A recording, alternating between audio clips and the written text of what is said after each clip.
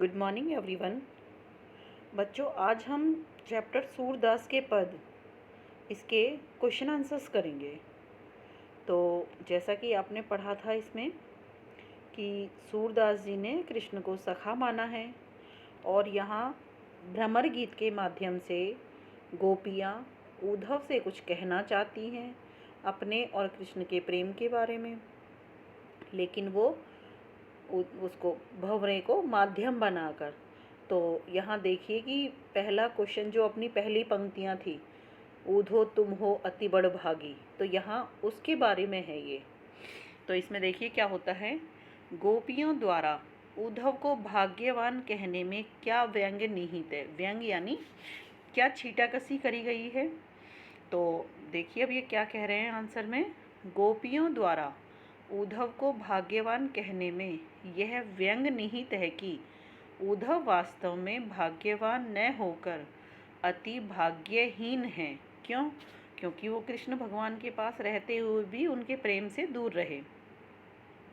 कृष्ण रूपी सौंदर्य तथा प्रेम रस के सागर के सानिध्य में रहते हुए भी उस असीम आनंद से वंचित हैं। वे प्रेम बंधन में बंधने एवं मन के प्रेम में अनुरक्त होने की सुखद अनुभूति से पूर्णतः अपरिचित हैं। तो यहाँ क्या कहना चाह रही हैं गोपियाँ कि हे उद्धव, तुम तो बहुत भाग्यवान हो, लेकिन वो व्यंग कस रही है उनकी भाग्यहीनता पर कि तुम कृष्ण के पास रहते हुए भी उनके प्रेम के सानिध्य से दूर रहे। सानिध्य यानी उनके जो अपनापन होता है, उनके पास जो होने का एहसास होता है उसके। सेकंड क्वेश्चन देखिए, उद्धव के व्यवहार की तुलना किस किस से की गई है।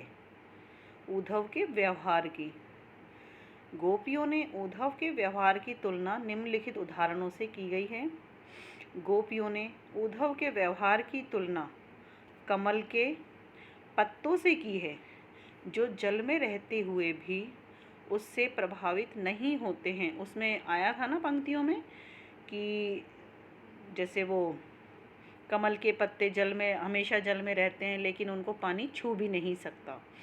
ऐसे ही सेकंड है, एक तो ये कमल के पत्तों से उसकी तुलना की गई है, एक है जल में रखे तेल के मटके के समान है, जिस प्रकार जल की एक बूंद भी उस पर नहीं टिक पाती है। जैसे कोई गागर है, कोई मटकी है, उसके ऊपर अगर हम तेल लगाकर उसको कैसे भी गहरे पानी में छोड़ देंगे, लेकिन वो पानी की बूंदें उसके ऊपर नहीं टिक पाएंगी। थर्ड क्वेश्चन देखिए, गोपियों ने किन किन उदाहरणों के माध्यम से उद्धव को उल्हाने दिए हैं। उल्हाने यानी कि किस तरह से उनको उनकी जैसे मतलब कृष्ण के ना आने पर उद्धव को किस तरह से उल्हाने दिए हैं कि अब यहाँ देखिए क्या क्या उदाहरण दिए हैं। गोपियाँ उद्धव के व्यवहार को कमल के पत्ते के समान बताती हैं, जो पानी में रहकर भी उससे अछूता रहता है, यानी कि प्रेम के मूर्त कृष्ण के संग रहकर भी उसका अर्थ नहीं जान पाए हैं। सेकंड में देखिए, गोपियाँ उन्हें बड़ भागी कहती हैं, जो कृष्ण के संग रहकर भी प्रेम के बंधनों से मुक्त है। उन्हें प्रेम के मायने नहीं पता है। थर्ड पॉइंट देखिए, वे उद्धव के योग संदेश को कड़वी ककड़ी के समान बताती हैं, जो उनसे नहीं खाई जाती, यानी वे उन बातों को नहीं समझ सकती। तो इस तरह से यहाँ 3 उदाहरण दिए हैं उद्धव को कि वो उद्धव कृष्ण के पास रहते हुए भी किस समान गोपियों को लग रहे हैं। नेक्स्ट देखिए क्वेश्चन, उद्धव द्वारा दिए गए योग के संदेश में गोपियों की विरहाग्नि में घी का काम कैसे किया है। कि जो वो आग की, जो विरह की अग्नि में जब गोपियाँ जल रही थी, तो उद्धव ने आकर उनमें, जैसे कहते हैं ना आग में घी का काम करना, तो वो किस तरह से उन्होंने घी का काम किया है, उनको और ज़्यादा आग भड़काई है उनकी। तो गोपियाँ श्री कृष्ण के आगमन की आशा में बेचैन थीं। वे एक एक दिन गिन रही थी और अपने तन मन की व्यथा को चुपचाप सहती हुई कृष्ण के प्रेम रस में डूबी हुई थी। कि तन मन की व्यथा, तन मन की जो उनके दुख थे, जो उनकी पीड़ा थी, उसको वो चुपचाप सहती थी कि एक दिन तो कृष्ण आएंगे और हम उनको वो अपनी सारी व्यथाएं सुनाएंगे। परंतु कृष्ण ने स्वयं न आकर योग का संदेश देने के लिए उद्धव को भेज दिया। विरह की अग्नि में जलती हुई गोपियों को जब उद्धव ने कृष्ण को भूल जाने और योग साधना करने का उपदेश देना प्रारंभ किया, तब गोपियों की विरह वेदना और भी बढ़ गई। इस प्रकार उद्धव द्वारा दिए गए योग के संदेश ने गोपियों की विरह अग्नि में घी का काम किया।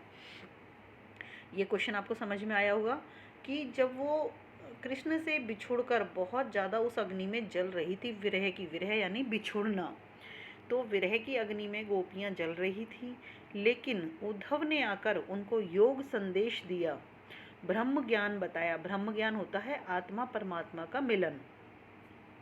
तो ये कह रहे हैं कि उद्धव ने घी का काम किया था। एक तो वो वैसे ही कृष्ण की पीड़ा में वो जल रही थी, और यहाँ उन्होंने योग का संदेश देकर कि कोई प्रेम नहीं है, योग है, उसका ध्यान करो, उसी से जीवन सफल होगा। तो गोपियाँ यहाँ और भी विरह की पीड़ा में अपने आप को जला रही हैं। नेक्स्ट क्वेश्चन देखिए, मर्यादा न रही के माध्यम से कौन सी मर्यादा न रहने की बात की जा रही है? मर्यादा यानी मर्यादा। तो देखिए आंसर क्या कहना चाह रहे हैं कि कृष्ण अपनी मर्यादा को भूल चुके हैं। तो मर्यादा ने लही के माध्यम से प्रेम की मर्यादा न रहने की बात की जा रही है।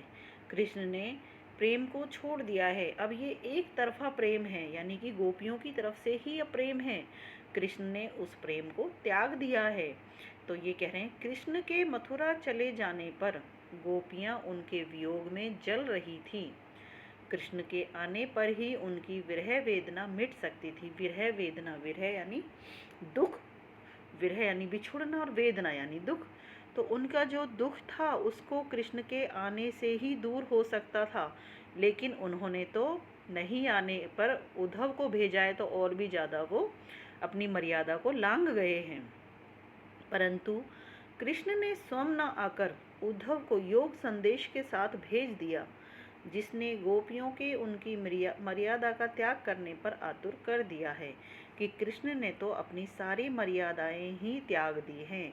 उन्होंने स्वयं न आकर हमें योग का संदेश भेजा है, जिसको गोपियों ने ना ही तो कभी सुना था और ना ही कभी भोगा था। भोगा था यानी अपनाया था। तो वो कहती हैं कि हमारे लिए तो ये चीज़ें व्यर्थ हैं, हम इनको अपना नहीं सकते। तो इस तरह से कृष्ण ने अपनी मर्यादा को त्यागा है। और इस तरह से आपके ये 5 क्वेश्चन हो गए हैं। इनको अपनी नोटबुक में सुंदर हैंडराइटिंग में आप करेंगे। आगे के क्वेश्चन हम नेक्स्ट क्लास में करेंगे। धन्यवाद।